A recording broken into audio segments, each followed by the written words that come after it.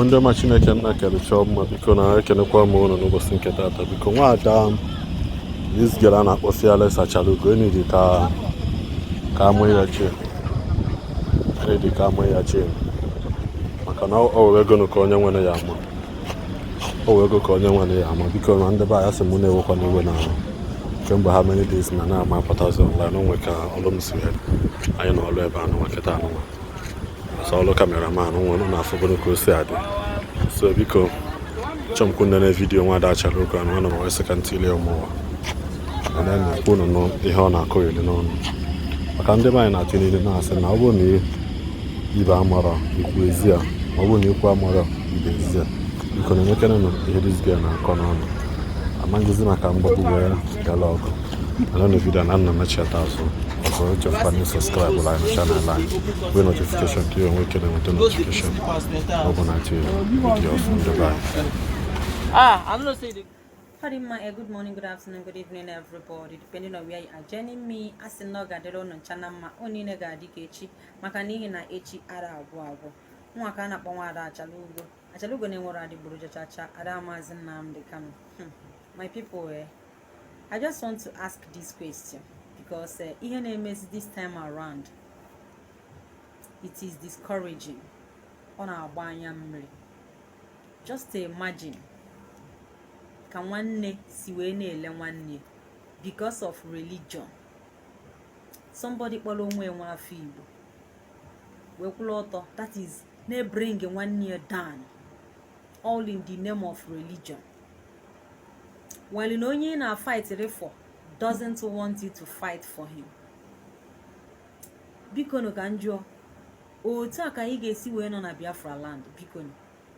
Does it mean that na afụfụ Maazị Nnamdi Kanu na-ata that na ọ na-ata ya na nkịtị? As in oyi unu na-achọ ịkọwalụ m. Does it mean that na afụfụ this our leader na-atalụ mụ na gị na-abụ that is na ọ na-ata ya na nkịtị? Ke ka nwanne ga-esi fụ nwanne ọ dị aka onye gbuo ya with the help of Fulani, with the help of Fulanis. Look at ihe na-eme our brother Matthias Ezeaku simply because na okwulu eziokwu onwe ihe ọzọ. All the whole Igbo subo dazi bụ Christian kpụrụ ya n'ọnụ na condemn ya ka egbue. Ọ bụ na egbuo Matthias ịnọkwara ịmara that na Jesus yi na-defend ime onye ọ bụ ịma ka o si bido. Did you know him? Ime ebe o si. Okay, Ebuka Obi unu na fight for si na ya chọrọ unu release ya Matthias Ezeaku. The vagabond a na-akpọ Akụ Zion, you should be ashamed of yourself. Ifele tigbuo gị. Ihele mee gị for trying to kill your own brother. Ị chọrọ igbu nwanne gị because of religion. You need showcase your money. Zuzuru wele ego ga ahụ gbada ana Igbo je develop ana Igbo. Ọ bụ that na ego inwelu na enu ga enu. Akụ Zion, somebody should share this video to Akụ Zion. Senior that na nwaada Achalugo si ya, ọ bụ that no feel go that no kpatago a lot of money. Nya wolu that money gbada down to Biafra land je me invest there. Nye zuzu na ezuzu.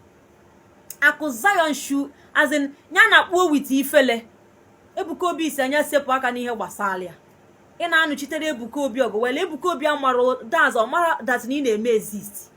Ị na-akapụgharị ị na-akpụgharị Matthias ime arrest release ya imekwasa ọzọ onye iberibe.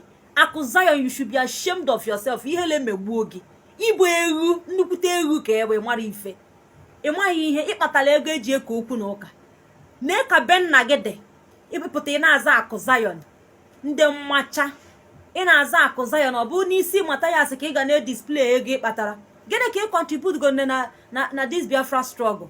Gịnị ka ị contribute goro na ana Igbo? Ị na-aza Akụ Zion na-egburigbo ọnụ oke afa na-egbu nwa nkịta ife na-ada emegu na ihe ị na-aghọ gagharị ịkpatala ego eji akpọje your own brother to prison na Abuja. Ị na-akpụgharị ụmụnne gị ifele eme ozu.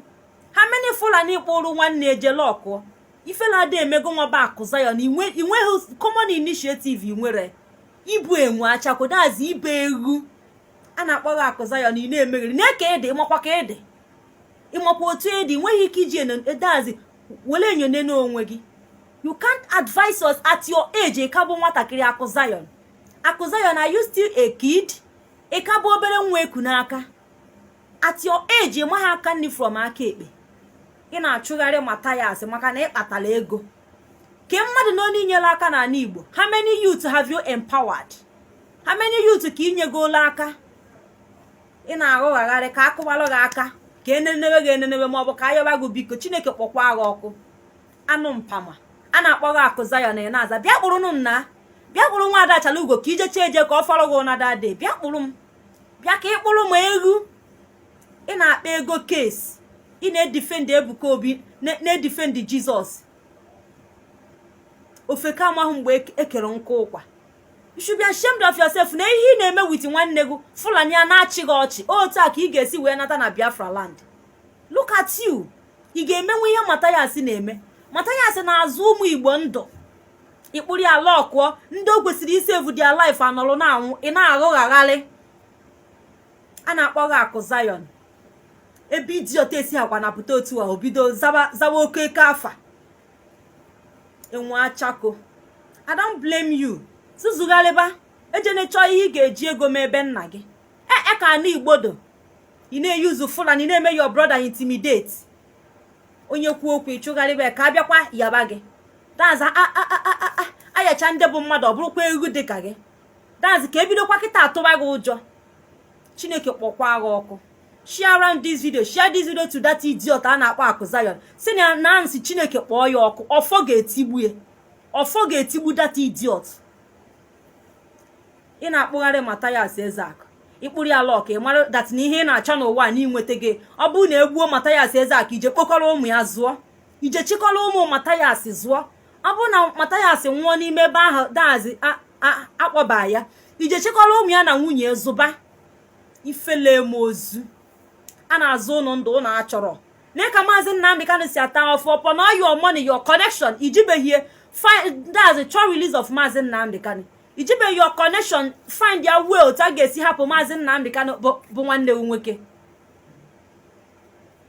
Ịkpọrọ onye aka edocha na-akpụgharị ya na Abuja na nna gị. Abuja bụ your fatherland ewu ifele m ozu. Abuja ịkwụ Matthias je na nna gị ka ọ bụ anụmanụ a na-azọtarụ Biafra n'egi. Ị na-akpụgharị Matthias ịlọkụ ha na Matthias ema that na problem gị n'ụwa agwụgo. Akụ Zion or whatever you call your name zuzuru na kpuo go and hide in shame jee mechie ihu gị n'ihere. Ebuka Obi awụgo gị n'ana jee really dazi hapụ Matthias ka ọ na-ala onwe ewu. Anyị fụrụ ya na ọpụtago ihele mebe gị. Ị na-anwachaka that is ka recognize ya ka notice ego. We have noticed you. Can you now go inside? Akụ Zion anyị notice go your ugly face. I nweziri ike na izuzukpuo inside ka anyị zuo ike na kpukwa ebe isi wee pụta ewu ka abịa yaba ayacha ndị kpatala ego na Igbo ọ bụrụkwa ofeke dị ka gị fiago. Share am the video biko if ihe na-agwa go if you know that no inwe connection use that your connection and fight for release of Maazị Nnamdi Kanu. Ọ bụghị iji that your useless connection were na-eme your brothers intimidate. Ahapụgo na Matthias onwe ebe irurie half iluhu Matthias kwọta. Ị na-amịgharị na onye gbajiri ọkpa na ihe anụnwa n'ụka omenala Matthias na gịnị ka ị ga-akọrọ daman gịnị gbasara daman na gbasara nonsense ị na-eme atụtụrụ egbe gbajie ya ọkpa with the help of Fulanis. Ị na-achịgharị ndị Fulani iji Fulani achụ nwanne gị gịnị ya na-asụ ofu asụsụ azọta Biafra mma nwa ka unu ga-esi wee nọ n'ime. Don't worry ụdị ndị dị ka unu that is a ga-alụ ọkụ unu one place until ajọ obi adị unu n'ime ezeda. Iburuzie Maazị Nnamdi Kanu emegoro na akaje dị iche iche kparịa mkparị akparịrị ị mara dat na Maazị Nnamdi Kanu aka na igbusisi onye ọbụla na ị na-alaghalị ile ndị Chineke ga-abụ ọnụ.